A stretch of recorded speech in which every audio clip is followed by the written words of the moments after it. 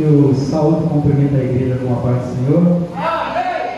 Amém. Eu sei que nós estamos um pouco cansados por causa da labuta diária, mas eu tenho uma palavra de Deus para a sua vida. Deus palestrou muito comigo sobre essa palavra. Eu quero compartilhar, se vocês me permitirem, com vocês o que Deus palestrou comigo.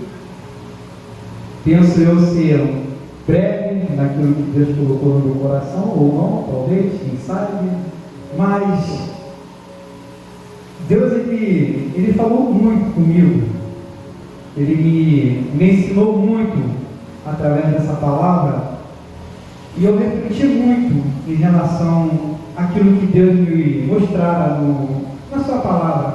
Eu gostaria de compartilhar com a igreja lá em 1 Samuel, capítulo 7, a partir do verso 1 e 2, e 2 Samuel, capítulo 6, a partir do verso 12. Nós vamos falar sobre dois personagens, Abinadab e Obed-Edom. Acho que muitas pessoas aqui já ouviram falar nessas figuras a qual a Bíblia cita. Eu estava analisando sobre Abinadab e Obed-Edom. Deus tem sido muito bom para comigo, para a nossa igreja. Quem abriu e achou 1 Samuel, capítulo 7, versículo 1 e 2, diga amém. Que diz assim: os homens de Kiriat Jearim vieram para levar a arca do Senhor.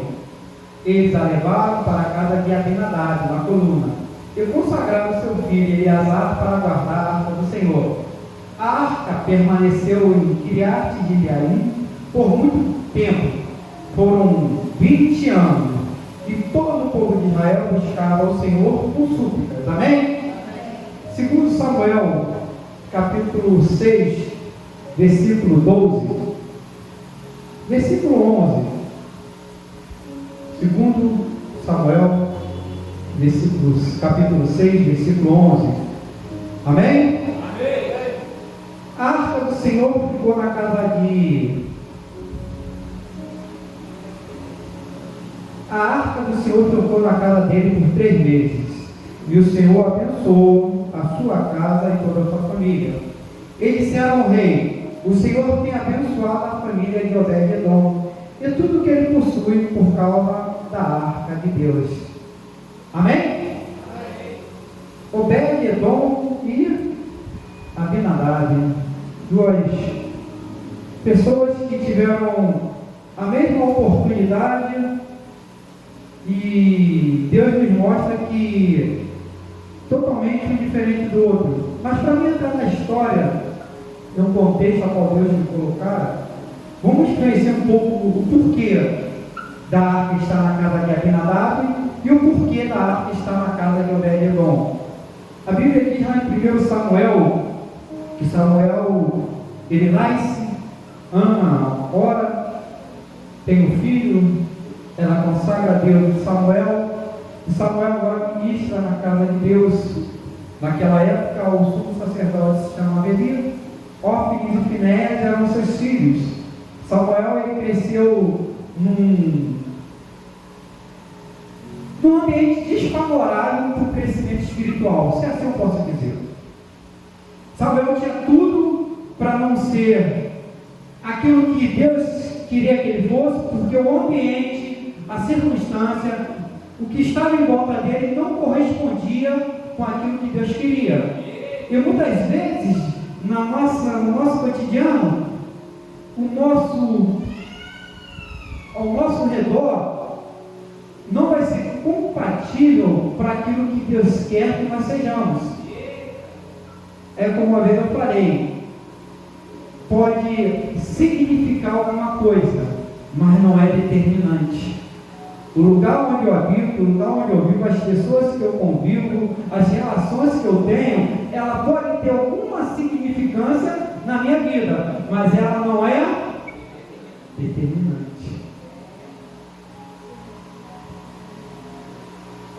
Quando a gente fala da arca do Senhor, a gente tem que entender que a arca, ela simbolizava a presença de Deus no Antigo Testamento. Então, todas as vezes que Israel saía para guerrear, eles pegavam a arca, porque através da arca, a presença do Senhor, ou a liderança que levava a arca, a presença do Senhor se manifestava. E foi assim várias vezes. A arca continha, se eu não me engano, alguns objetos que representavam a aliança que Deus fizera com o povo de Israel. Se eu não me engano, as tábuas da lei, um pote com maná e a vara de Arão que floresceram. Então essa era a aliança que tinha. E todas as vezes que havia uma guerra contra os filisteus principalmente os amalequitas, a liderança, olha só, eu acho interessante isso, que a presença em si não estava na arca, mas estava na liderança. A Bíblia é muito clara em relação a isso, porque o povo precisava ou necessitava de ver algo para ter. Então, Deus é muito além da nossa capacidade de pensar. Ele, vou botar a arca, só que a minha presença vai estar na arca através da liderança. Então, todas as vezes que o líder, a liderança, estava de acordo com aquilo que Deus queria, ele se manifestava através da arca. E muitas vezes, a presença de Deus na nossa vida não se manifesta porque a gente não está de acordo com aquilo que Ele quer.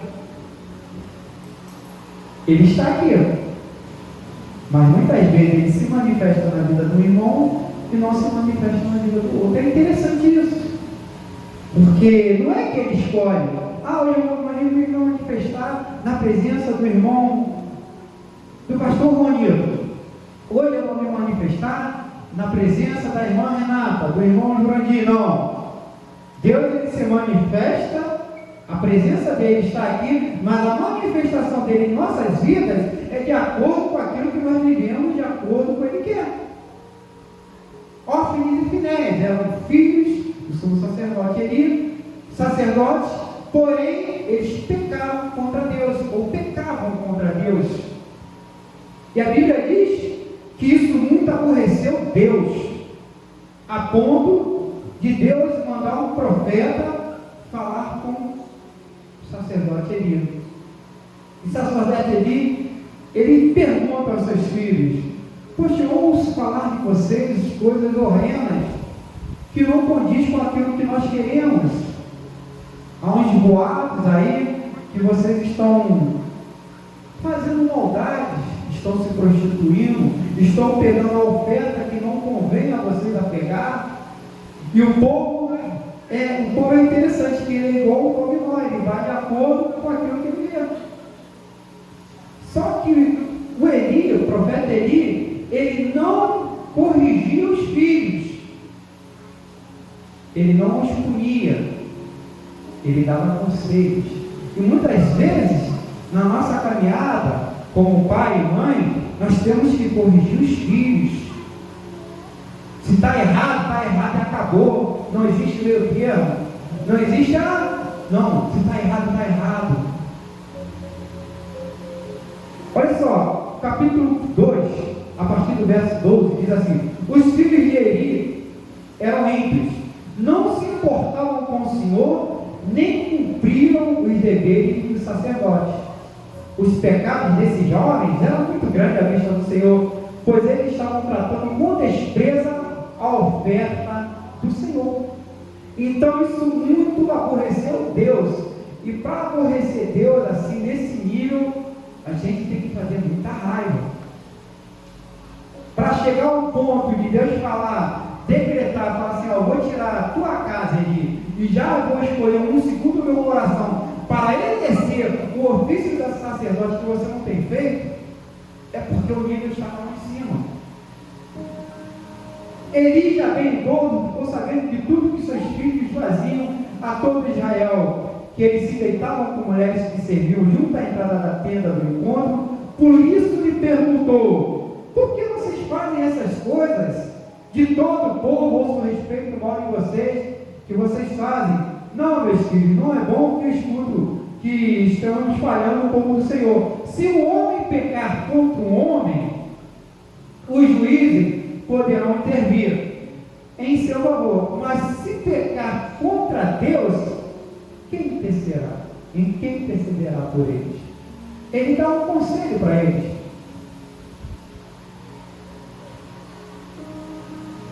No capítulo 2, no verso 27, se profeta a profecia contra a família de Eli. O profeta chega para Eli e fala: assim diz o Senhor. Isso é muito forte quando alguém chega para você e fala: assim diz o Senhor, não eu, mas o Senhor. Assim diz o Senhor, escuta, entendeu? Que ou é para dar uma cantada, te endireitar, para te abençoar, para falar que você está no caminho. Quando tem assim diz o Senhor, senta no banco, segura e fala. E ele fala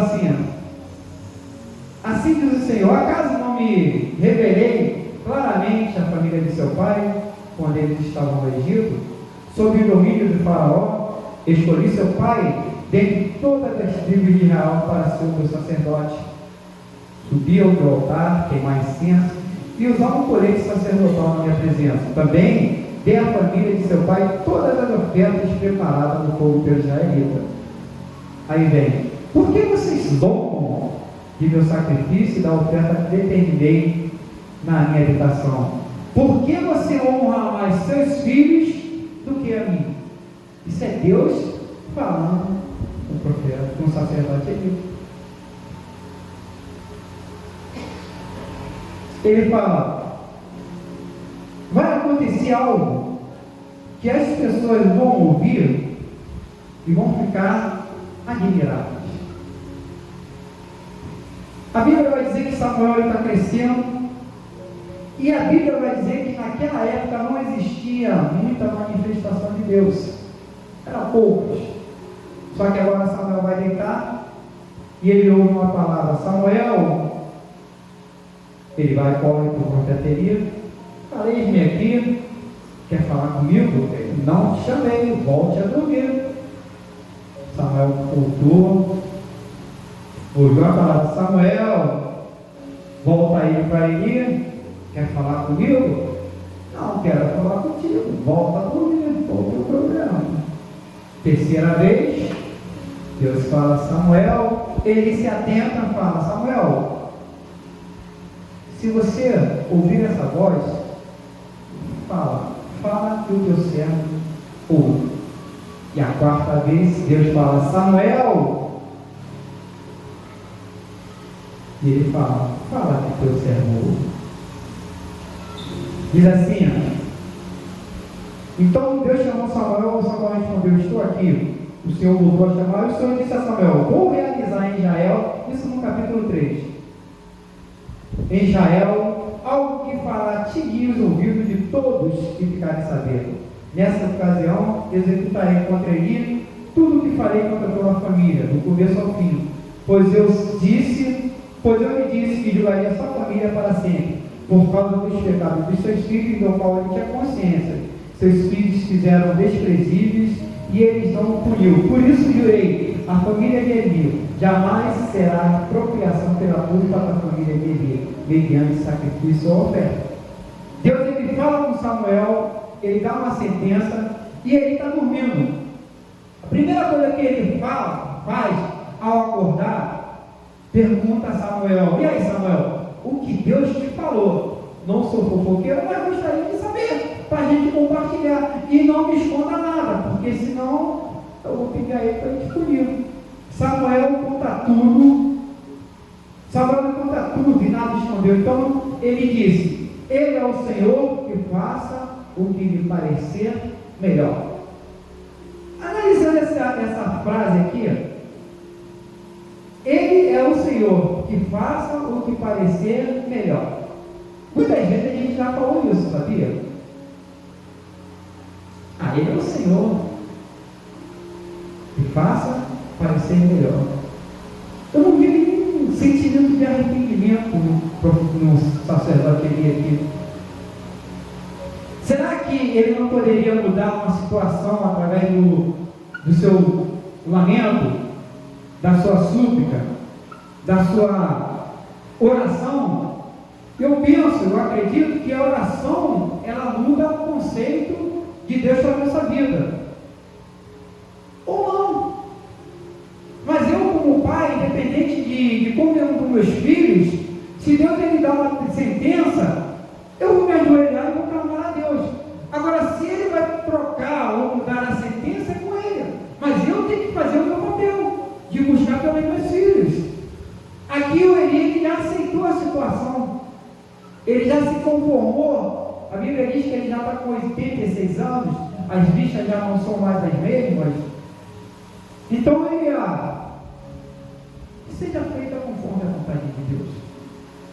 A Bíblia vai dizer que agora os filisteus se acampam e vão guerrear contra Israel.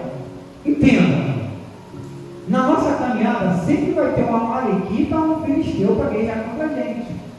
Não adianta, eles se levantam mesmo e eles são, desculpa a palavra em bruto, eles são bravos. Todas as vezes que nós se propusermos a fazer a vontade de Deus, na esquina vai ter uma malequita, na outra esquina vai ter um filisteu, às vezes vai ter os dois, que eles são covardes. Então, na nossa caminhada evangélica, nós vamos encontrar isso.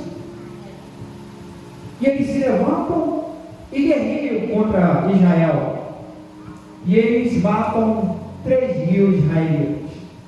Eles ficam desesperados. Como?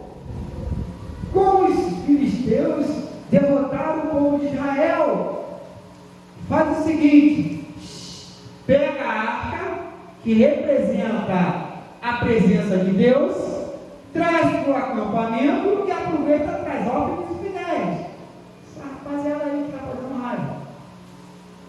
A Bíblia diz, depois vocês lerem essa nota, é muito bom ler, que quando a arca da aliança ela entra no acampamento de Israel, o povo fica doido.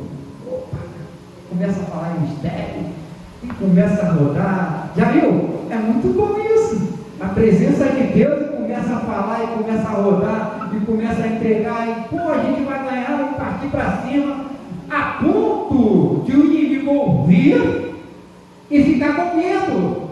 Opa, quem está lá em Israel? A arca da aliança já era, perdemos. Não vai ter como, por quê? Porque não tem como guerrear contra o Deus de Israel. Se ele está no meio, não adianta.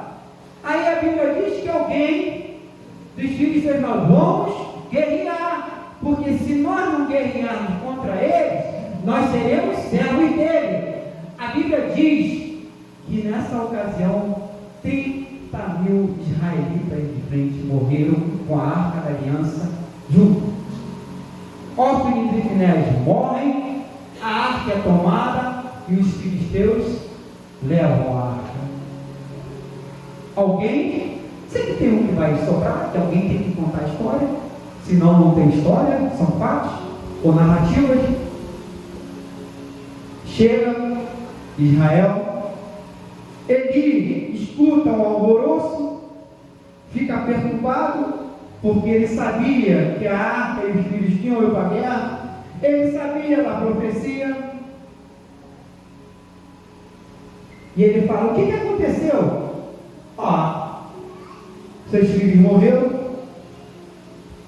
na guerra e a arca da aliança foi tomada pelos filisteus. Ao ouvir essa notícia, ele estava sentado no banco. Por ele ser já de idade, ele cai. Por ele ser uma pessoa obesa, ele quebra o pescoço e morre. A sua nora, que estava grávida, ao ouvir que o seu sogro, Finéias, seu esposo, foi morto, entra em trabalho de parto. Olha só como é que é abstrato. Entra em trabalho de parto, ela morre, nasce um filho e dá o nome de Ícaro. Foi-se a glória de Israel.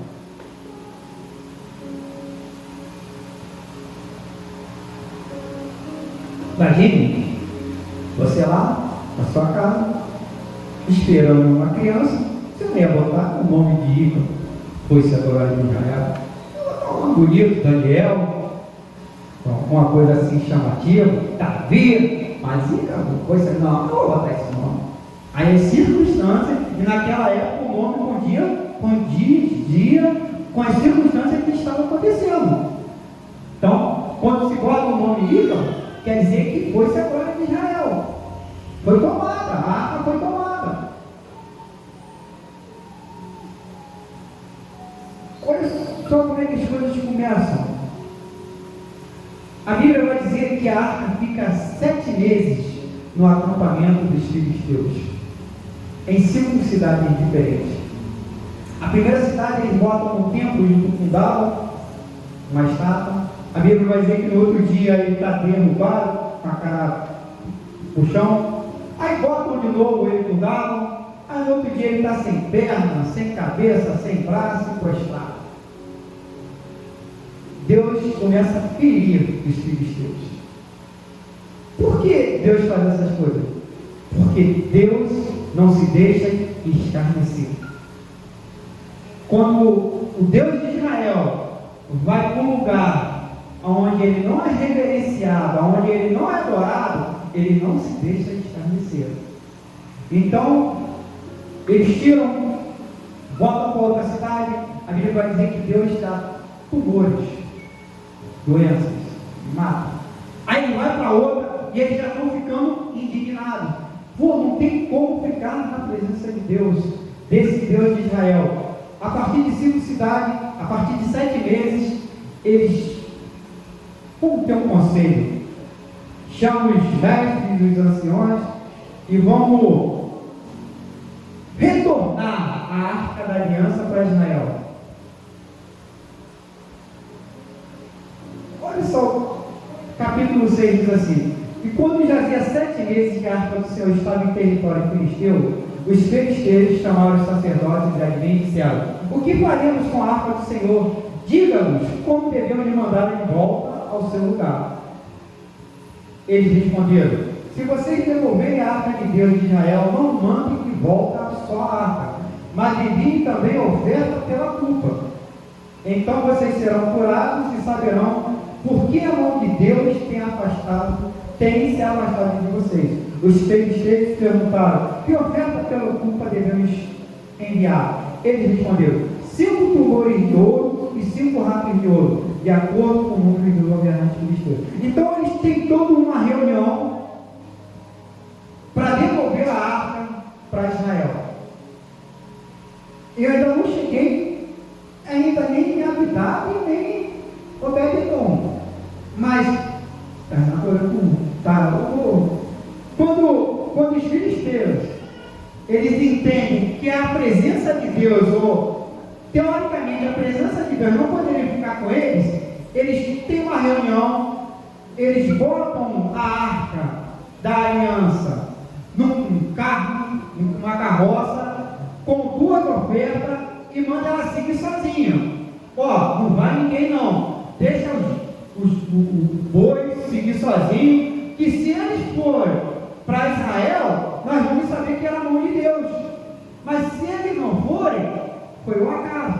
Eles não foram certinho para Israel, não olharam nem para a direita, nem para a esquerda, mais obediente do que a gente, né?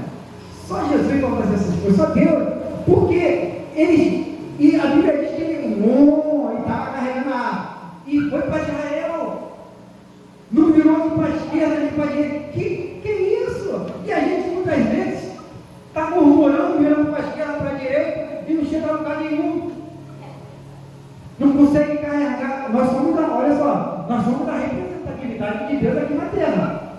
Nós somos da arca, nós carregamos o Espírito Santo, mas não é de qualquer jeito. Não é como nós queremos, não é de acordo com aquilo que eu penso ou acho. Há um processo, há algo que nós temos que entender, que o que está dentro de nós, que é o Espírito Santo, ele é valioso. E coisa valiosa custa caro. Custou um preço que nós não podemos pagar. Então nós somos hoje a representatividade de Deus aqui na terra, através do Espírito Santo. Então a igreja ela tem a autoridade dada por Deus para curar, para fazer milagres, para evangelizar, para tirar das trevas aquele que está na treva, através de Deus, através do Espírito Santo. Essa autoridade foi dada à igreja, nós, através do Espírito Santo. Então, a arca volta, e a Bíblia vai dizer que a arca vai para a casa de Abinadab. Guarda esse nome, Abinadab. Vamos falar, Abinadab. Abinadab. A arca ficou 20 anos na casa de Abinadab. 20 anos. Nesses 20 anos, a arca ficou na casa de Abinadab. A Bíblia vai dizer que Samuel é rejeitado, Deus é rejeitado pelo povo, eles escolhem um rei. Deus fala para Samuel: Samuel, não estão te rejeitando, estão rejeitando a mim. Deus levanta Saul nesse tempo, e a arca está esquecida. A presença de Deus não está sendo notada. A presença de Deus é insignificante. A presença de Deus não faz nenhuma, porque só está ali. Não muda. Não há nada diferente na casa de Abinadab. A Bíblia não cita nada, nem nada. Sabe o que é nada? 20 anos a presença de Deus, teoricamente, na casa de Abinadab, e a Bíblia não cita nada que aconteceu na família dele. Talvez, penso eu, que era algo normal. Há muito tempo eu estou com um fechamento. Já não tem mais essa importância. A presença está muito tempo ali, ó. Eu já não tenho nem reverência. Já não tenho nem reverência. A Bíblia vai dizer que nesse decorrer do tempo, Saul é morto. Deus manda Samuel levantar Davi como rei. A Bíblia vai dizer que Davi agora é rei. Davi atenta no coração de trazer a presença para Jerusalém. Opa! Isso é muito bom, né? Aí eu falo, tá ali, para trazer a presença não é de qualquer jeito.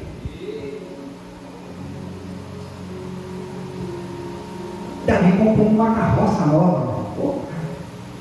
Se for um carro do ano, uma coisa top, vou botar a arca, usa Eleazar, vai na frente, eles vão, a presença vai vir, Deus vai se manifestar. A Bíblia vai dizer que quando eles botam a arca na carroça, Uzai, ele toca na arca. Não podia. Não pode. Quando a arca chega na casa de Abinadab, a Bíblia vai dizer que tinha 70 pessoas que tentavam olhar dentro da arca. A Bíblia vai dizer, os 70 morreram. Falta de reverência. Assim, Deus, acho que Deus amoleceu um pouco o coração do antigo para o novo. Porque antigamente, ele tratava, opa. Agora, Davi, ele fala assim, vou trazer a arca. Entenda, às vezes a gente tem a melhor intenção de fazer, mas na presença de Deus, você pode ter a melhor intenção para fazer, mas não é de qualquer jeito. Não adianta. Você pode ser voluntário, você pode falar, pastor, eu quero ajudar, tudo bem, mas de qualquer jeito não dá. Fica difícil. Deus é santo. Ele fica muito chateado com isso. Senhor, eu quero ajudar, puxa, legal, mas não é de qualquer jeito. Não pode ser de qualquer jeito. senão vira bagunça, se não sai do parâmetro daquilo que ele quer para a igreja. Então não pode ser de qualquer jeito, tem que ser do jeito dele, porque é ele, e acabou. Se está com algum problema, ele fala com ele. Todavia agora fala, a Bíblia vai dizer que a carroça está vindo, aí o carro por muito novo, balançou, opa, usa, mete a mão, morreu. Fulminante. Caraca, isso é muito sinistro. Por quê? Porque agora Davi está com medo da presença.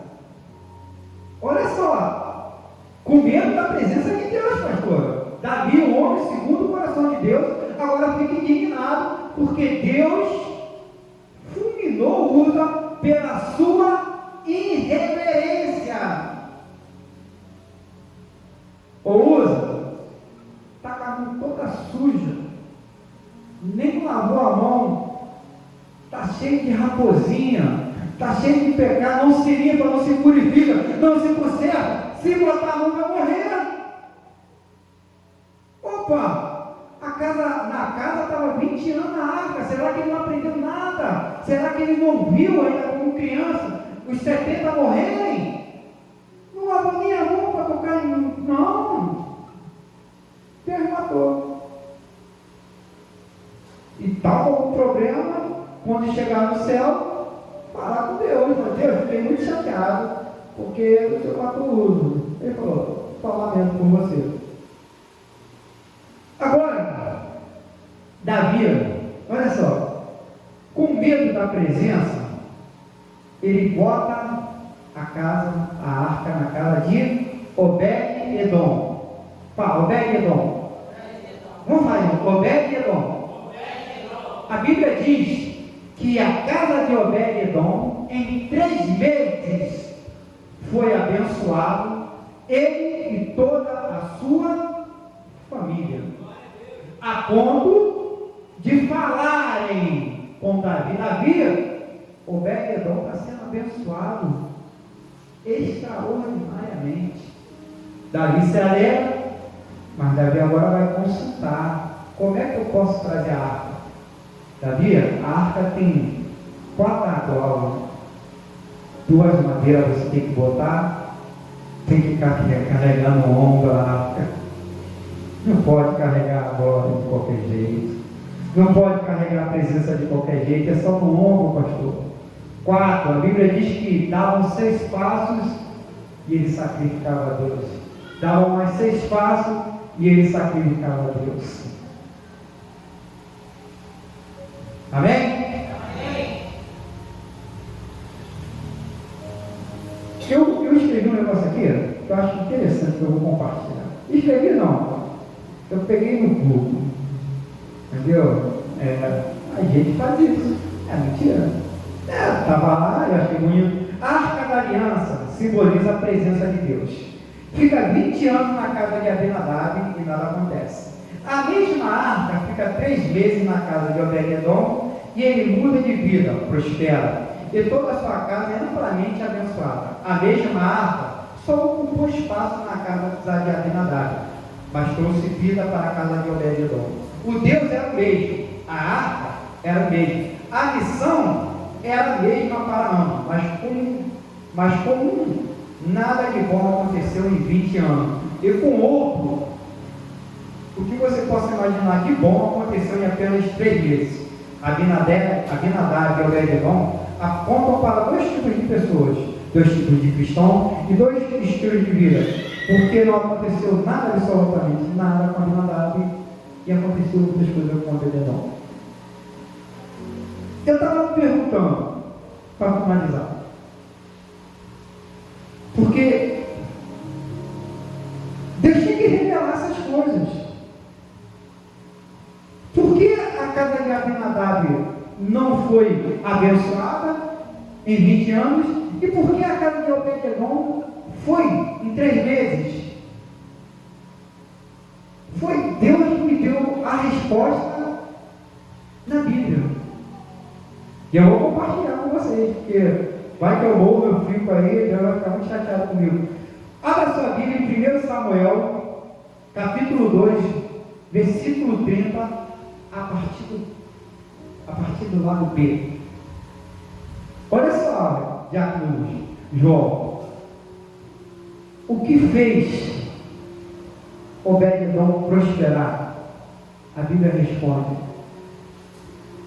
1 Samuel, capítulo 2, versículo 30, parte B, que diz assim: Deus falando para o sacerdote Eli: honrarei aqueles que me honram, mas aqueles que me desprezam serão tratados com desprezo. Vou falar de novo. Honrarei aqueles que me honram, mas aqueles que me desprezam serão tratados com desprezo. Obed-edom, ele honrou a Deus. Honrar a Deus é adorar, é glorificar, é exaltar o nome dele. Talvez Abinadab desprezou a presença do Senhor. Talvez ele só... mais um.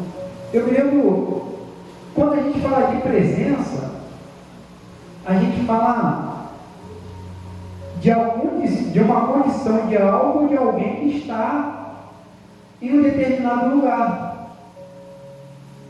Por que eu estou falando isso? Uma vez, há muito tempo, tinha um fortão no ônibus, mas o álcool era muito forte. O ônibus ia ser assaltado. A pessoa que foi assaltar o ônibus pediu permissão ao portão para assaltar o ônibus, porque ele era muito forte. Ele não se incomodou. Eu achei interessante, porque o rapaz ia assaltar o ônibus, mas ele viu um camarada que ele parecia o PA, o cara, tipo, se gastalão, o cara era muito forte. Ele chegou para o cara: eu faço a geral aí, mas você não vou mexer não. Tem problema? Ele fez assim, ó. Às vezes, a presença de Deus está, mas não está se manifestando. Entendi isso. Que ele poderia falar assim: não vai assaltar, porque eu estou aqui. Como nós estamos carregando a presença de Deus? Será que na nossa caminhada evangélica até a vinda de Cristo, será que nós estamos honrando a presença de Deus em nossas vidas? Será que Deus está falando assim: não, ali está um Obed-edom, não um Abinadab? Será que Deus tem se agradado? Porque o Espírito Santo ele está em nós, não sobre nós. Ele habita em nós. Mas será que nós estamos honrando essa presença do Senhor? Será que quando nós chegamos, nós estamos como Obed-edom? Por isso que na igreja acontece isso. A pessoa tem um povo de evangelho e nada acontece. Aí chega um camarada, reconhece Jesus Cristo ontem, hoje, já diz: como é que é isso, Deus? Por quê? Porque ele está honrando. Quando nós, fala assim geral, aprendermos a honrar verdadeiramente a Deus, aí Deus já falou: mais um Obed-edom, mais um Obed-edom, mais um Obed-edom. E tempo não existe para Deus. Por quê? Porque ele é atemporal. Amém? Aplauda o Senhor em nome de Jesus Cristo.